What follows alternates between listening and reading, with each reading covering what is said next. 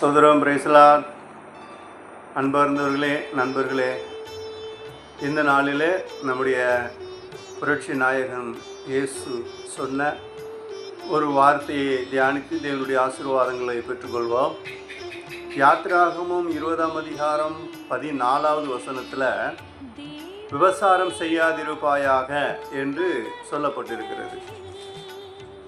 விபசாரம் செய்தால் பாவம், விபசாரம் செய்யக்கூடாது அப்படின்னு சொல்லி ஸ்ட்ரிக்டாக அங்கே ஆண்டவர் ஆர்டர் கொடுத்துருக்கிறார். ஆனால் நம்முடைய புரட்சி நாயகன் என்ன சொல்கிறார் தெரியுமா?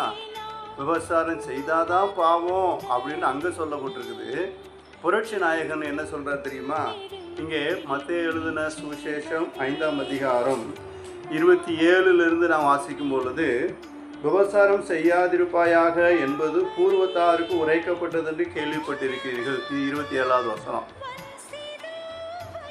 சொல்றாரு, நான் உங்களுக்கு சொல்லுகிறேன், ஒரு ஸ்திரியை இச்சையோடு பார்க்கிற எவனும் தன் இருதயத்தில் அவளோடு விபசாரம் செய்தாயிற்று அப்படின்னு சொல்றாரு. பாருங்க, அங்க என்ன சொல்லப்பட்டிருக்கிறது? விபசாரம் செய்யாதிருப்பாயாக. அப்ப செய்தாதான் பாவம். அதனால என்ன செஞ்சாங்கன்னா, செஞ்சாதானே பாவம். மனசில் என்னென்னு நினச்சிக்கலாமே, மனசில் நினைக்கிறதெல்லாம் பாவமா? ஆமாம், அப்படி பார்க்குறது பாவமா, கேட்குறது பாவமா அப்படின்னு நினச்சி நிறைய பேர் என்ன பண்ணிட்டாங்கன்னா குளிர் காஞ்சிக்கிட்டு இருந்தாங்க. ஆனால் புரட்சி நாயகன் என்ன சொன்னார் தெரியுமா?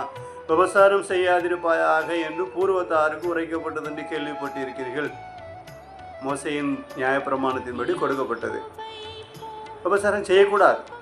ஆனால் நான் உங்களுக்கு சொல்லுகிறேன் அப்படின்னு சொல்லி இவர் புதிய ஒரு கட்டளையை, புரட்சிகரமான ஒரு வார்த்தையை சொல்கிறார். என்ன சொல்கிறார் தெரியுமா? ஒரு ஸ்திரியை இச்சையோடு பார்க்கிற எவனும் அவளோடு விபசாரம் செய்தாயிற்று. அப்போது நீ என்ன செய்யக்கூடாது? அங்கே செஞ்சாதான் பாவம். இங்கே என்ன சொல்கிறாருன்னா, உன் மனசில் கூட அந்த விபசார எண்ணங்களை கொண்டு வரக்கூடாது. சைட் அடிக்கிறேன்னு சொல்கிறல்ல, அதுவும் பாவம். அட கேட்டேன், அது பாவம். சும்மா பேசதானே செஞ்சேன், அது பாவம். அப்போ எதை? பரிசுத்தமானவருக்கு விருப்பமானவைகளை மட்டும்தான் பேசணும், கேட்கணும், சொல்லணும்.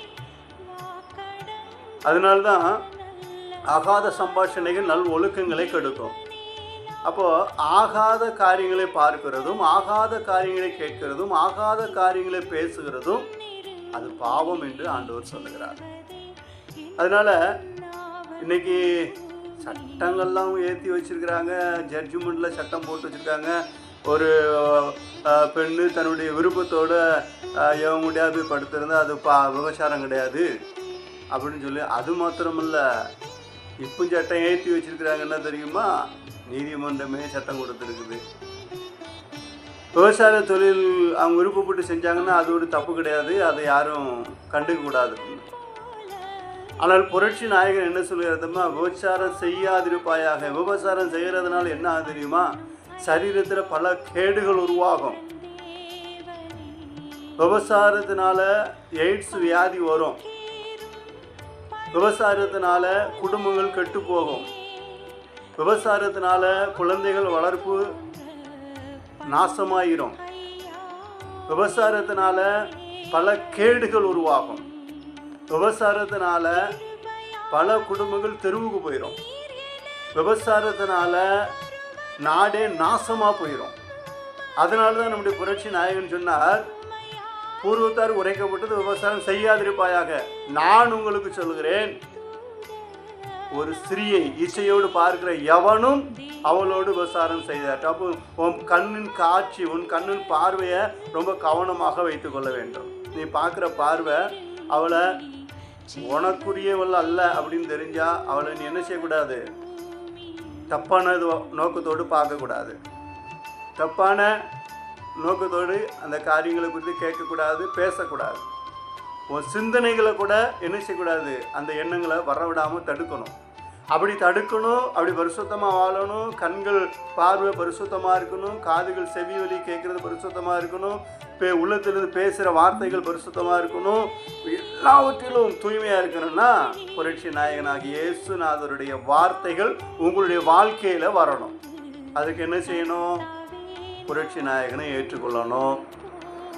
அவரை உங்கள் தலைவனாக ஏற்றுக்கொண்டு நீங்கள் அவருடைய சீடர்களாக மாறணும். அதற்குத்தான் நாங்கள் உங்களை அழைக்கிறோம்.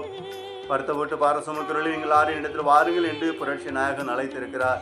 வாருங்கள், இயேசு உண்டை பாவத்திலிருந்து விடுதலை பெறலாம், விபசார வேசித்தனத்திலிருந்து விடுதலை பெறலாம், பரிசுத்தமாக வாழ பரலோகத்துக்கு போக வழி இயேசுவே.